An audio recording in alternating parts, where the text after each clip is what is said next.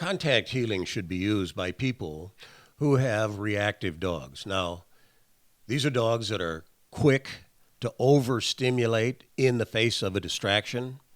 Now, sometimes people will call contact healing controlled walking, but basically it means our dogs walk on either side. We train it to one side or the other, and the dog leans its shoulder into our knee as we move along.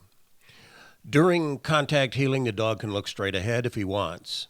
Now, we use the command walk. You can use any word you want as long as you're consistent with it.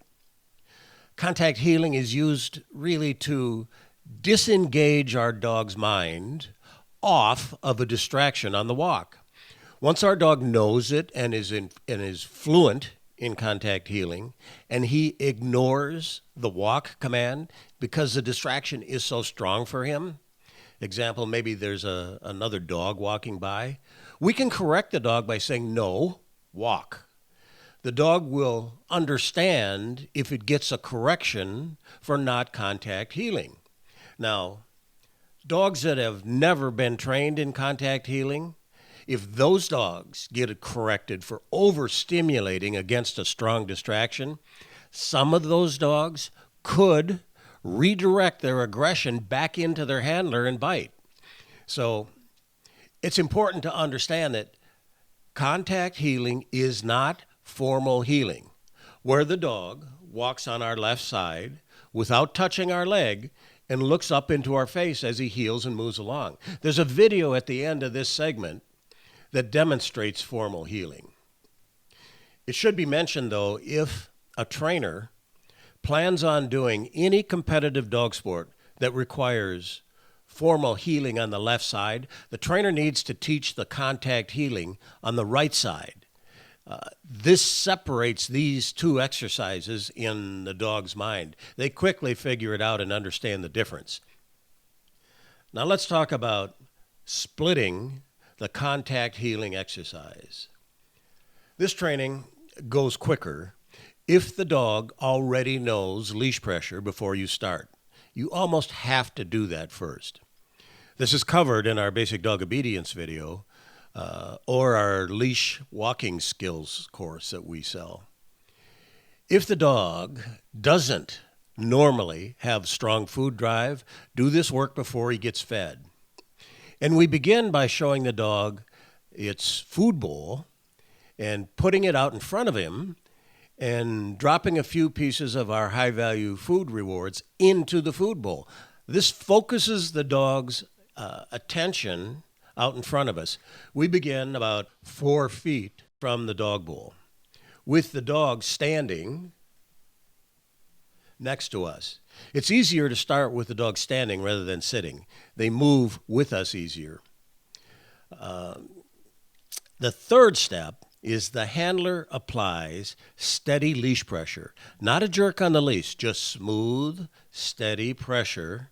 And we look for the dog to submit to that pressure and lean its shoulder over to touch our knee. The instant that shoulder touches the knee, we mark it and we reward. Now, it's important to only mark the shoulder on the knee. If the dog moves too far forward so the shoulder is in front of your knee, then reset your dog. It's important to have patience here when you first start this training. You're going to have dogs that are going to squirrel around. The important thing to do is, number one, don't be concerned about it because it happens to everyone, but help your dog. You're going to watch Cindy in a few minutes working with maybe on the first time she did contact healing. Maybe acts a little goofy in the beginning because she doesn't understand what we want yet. So we have to help her and show her.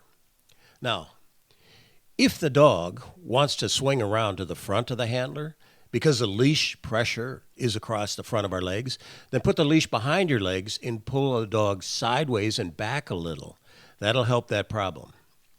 Once the dog willingly gives to pressure, we increase our expectations and we move our leg just a few inches in the beginning away from the dog so that it's more obvious that the dog really has to lean over to touch his shoulder before we mark and release. Again, be very clear that you only mark the dog's shoulder touching your knee. If he moves forward and leans over so that his rib cage touches or his butt touches, reset your dog.